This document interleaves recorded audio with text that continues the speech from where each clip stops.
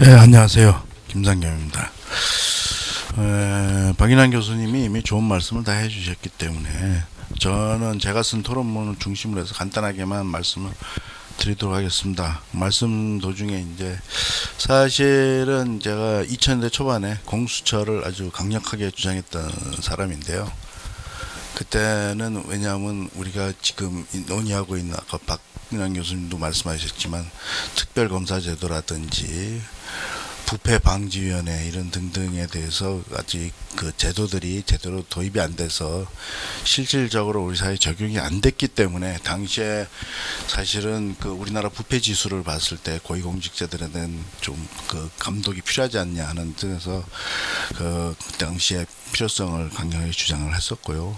그 과정에서 공수처가 도입이 안 되고 김대중 정부에서는 부패방지위원회가 구성이 됐습니다. 그리고 그 이후로 뭐 부패방지위원회는 청렴위원회라든지 이렇게 바뀌면서 다시 이제 지금 국민권익위원회 부패방지위원회로 구성이 돼가지고 운영이 되고 있고요.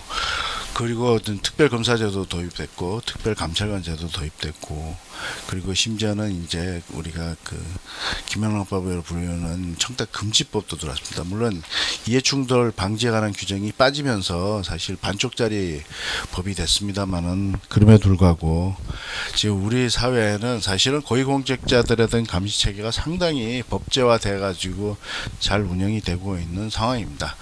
그렇지만 잘 아시겠지만 권력을 잡은 자들이 자신의 그 권력을 이용하면은 사실 그래서 대응하기가 그렇게 쉽지는 않은 거거든요. 그런 측면에서 보셔야 될 것 같고요.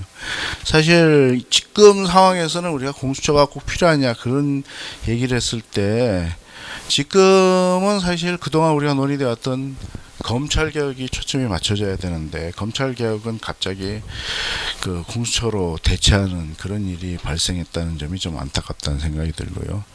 사실 공수처 설치 문제가 처음에 시작할 때도 기존의 수사기관이면서 기소권을 가지고 있는 검찰의 개혁을 대안으로서 나온 것이기 때문에 바로 별도 기구를 설치하는 것이 필요하다 이래서 나온 것이거든요. 그러면 검찰이 그동안 쭉 개혁을 해왔습니다만 위비한 부분이 있으면 검찰 개혁에 초점을 맞춰야 되는 것이지 새로운 또 다른 검찰 기관이거든요, 사실은.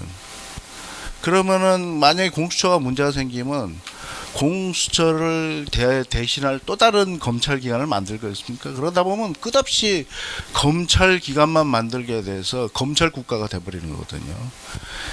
지금에 있는 검찰권도 비대하다고 비판하면서 우리가 또 다른 검찰을 만든다는 것은 말도 안 되는 얘기라고 생각은 됩니다. 그래서 사실 지금 검찰의 가장 문제가 되는 게 정치적 중립, 독립성 이게 가장 큰 문제인데요. 검찰권을 통제할 수 있고 또 검찰의 정치적 중립을 확보할 수 있는 방법이 있으면 그것이 바로 공수처를 대신할 수 있는 가장 그 핵심적이고 중요한 방법이다 이렇게 생각이 됩니다. 그래서 공수처와 관련해 가지고는 사실은 지난번에 20대 국회가 됐을 때 처음에 여러 가지 안들이 나와서 제가 이미 국회에서 공청회에서 나온 그 공수처 법안들에 대해서 문제점을 지적을 했습니다만 그 법안들은 이제 그 당시 그 이상 진행이 안 됐고요. 나중에 새로 또 법안이 나온 게 아마 패스트트랙 법안으로 상정이 된 것 같습니다. 그래서 그 내용은 아마 대동소이하지 않을까 생각이 들고요. 결국 이제 우리가 고위공직자를 대상으로 하는 이러한 어떤 검찰 기관이 새로 만들어진다고 하는 것은 결국은 이런 고위공직자들이 우리나라의 운명을 좌우할 수 있는 그런 직위를 갖고 있다는 점에서 사실 굉장히 중요한 문제라고 생각은 됩니다. 그런데 잘 아시겠지만 아까도 말씀드린 것처럼 선진국은 이런 특별기관이 없습니다. 그러면 우리가 조금 전에 했지만 그 사실 어떻게 보면 선진국이라 볼 수 없는 국가기관들이 그런 수사기관을 따로 만들어서 부패를 감시하고 있는데 사실은 수사기관이라지만 감시기관입니다. 감시기관. 근데 왜 우리는 자꾸 그런 후진국들 제도를 따라가야 되는지 우리 스스로 품격을 낮추고 후진국 제도로 가는지 이 아프리카에 보면 탄자니아는 그런 특별기구가 있습니다. 그 검찰 제도가 제대로 정립이 안 돼 있기 때문에 거기에는 수사권과 함께 기소권까지 주고 있습니다. 근데 우리가 그런 제도를 흉내내야 됩니까? 그건 저는 아니라고 보고요. 사실은 고위공직자로 또 대상으로 하는 경우에선 이것은 헌법상 평등원칙에도 위배된다고 볼 수 있고요. 그리고 고위공직자가 만약에 더 이상 이제 수사할 대상이 없어지는 게 이 기구는 어떡합니까? 어디다 써먹을 겁니까? 그럼 결국은 이제 부패방지위원회가 하던 것처럼 평상시 체제는 결국은 부패 방지를 위해서 감독하고 감시하는 거거든요. 그런 문제가 있다는 걸 아셔야 될 것 같고요. 결국은 검찰권이 오남용되거나 악용되는 경우 그 위험성을 자꾸 이야기하고 있는데, 그럼 공수처의 권한이 오남용되거나 악용되면 어떻게 하겠습니까? 그럼 공수처를 감시하기 위한 특별수사청을 또 만들 겁니까? 특별수사처? 그럼 특별수사처가 또 오염되면 특별수사처를 만들 겁니까? VIP 제도가 남용되니까 VVIP 제도 나오는 것처럼 계속 그런 식으로 만드는 것은 국가 권력을 오남용하는 겁니다, 사실은. 그래서 문제가 되고요. 실효성 문제는 뭐 제가 거기에다 적어놨으니까 한번 보시면 될 것 같습니다. 결국은 정치적인 부담을 가질 수밖에 없는 기구가 될 거고요. 그러면 정치화된다는 소리입니다. 우리가 검찰의 정치화를 굉장히 문제 삼고 있는데 공수처의 정치화는 더 빨리 진행이 될 거라는 거죠. 그래서 사실은 공수처를 설치하는 게 문제가 있다는 생각이 들고요. 그 다음에 공수처에서 수사하지 않는 사건을 검찰이 수사해서 밝혀내는 구조가 돼야 되는데 과연 이게 제대로 될 수 있는지.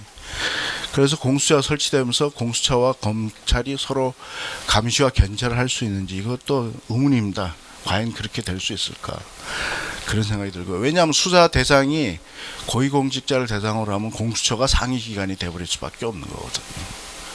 그럼 검찰의 상위기관이 되는 거죠.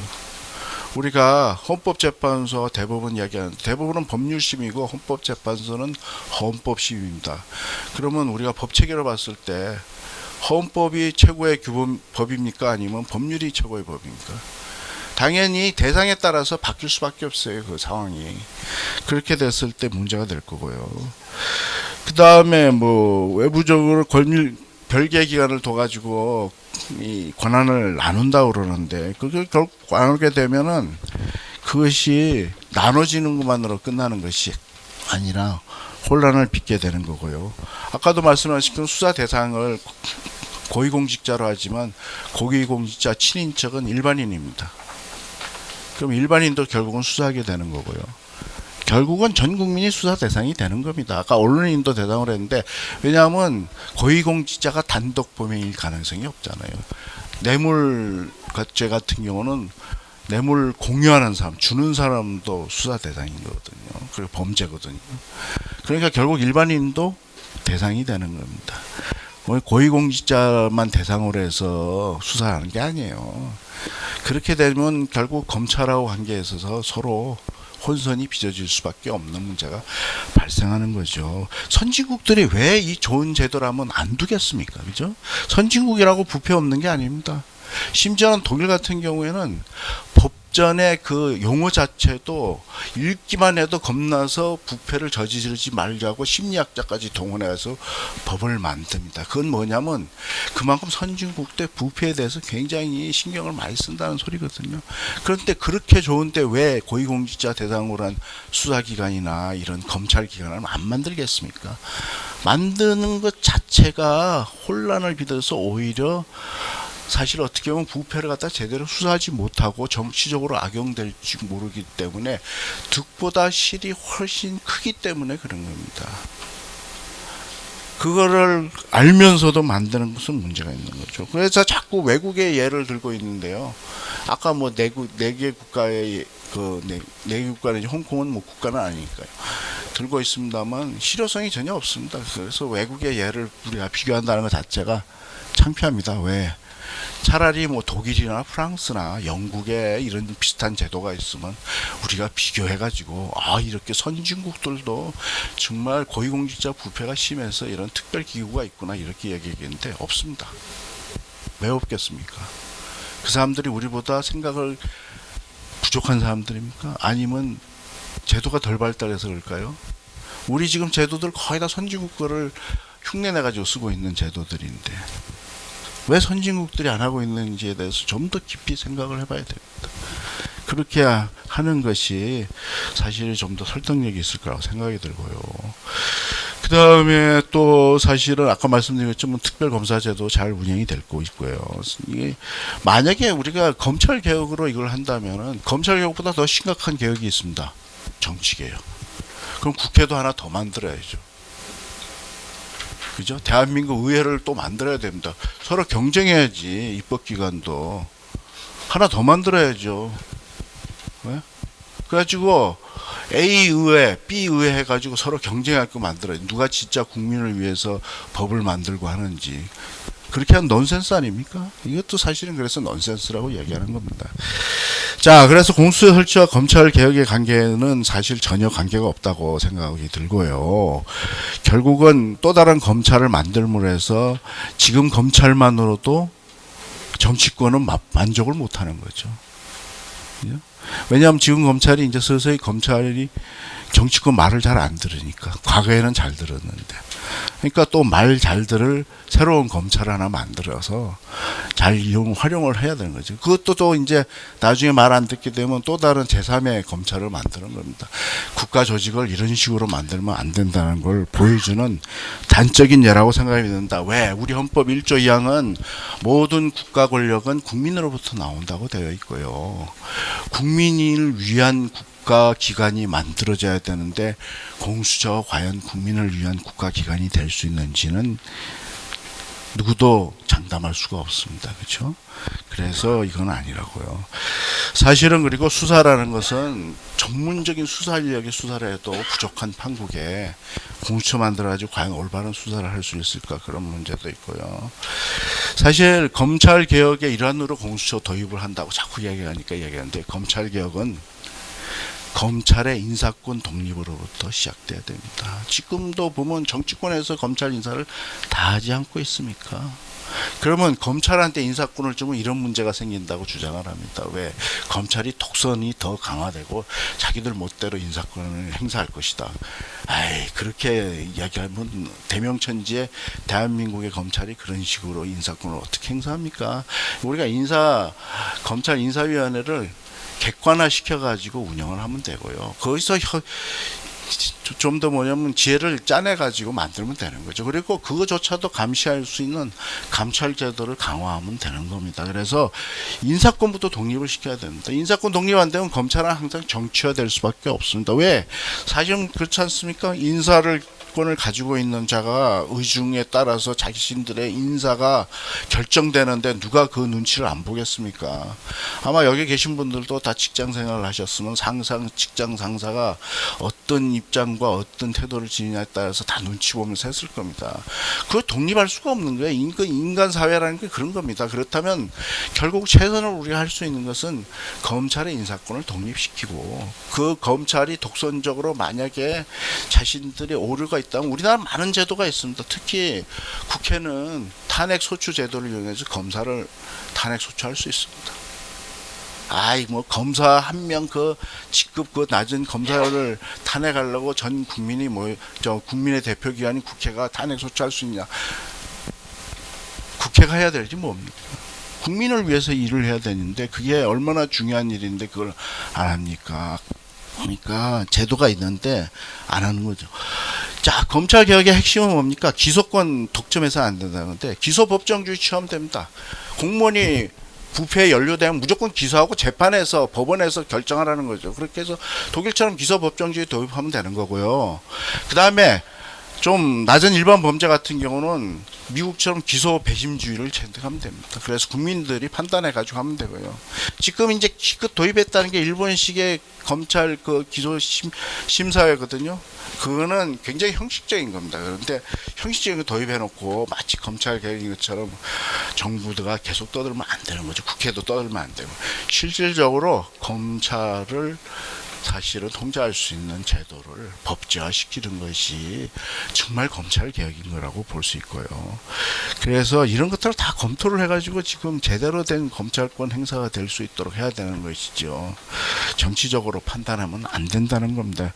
결국은 우리가 어떤 국가 권력기관을 만든다는 것은 결국 국민한테 영향을 미치는 거라고 볼 수 있습니다.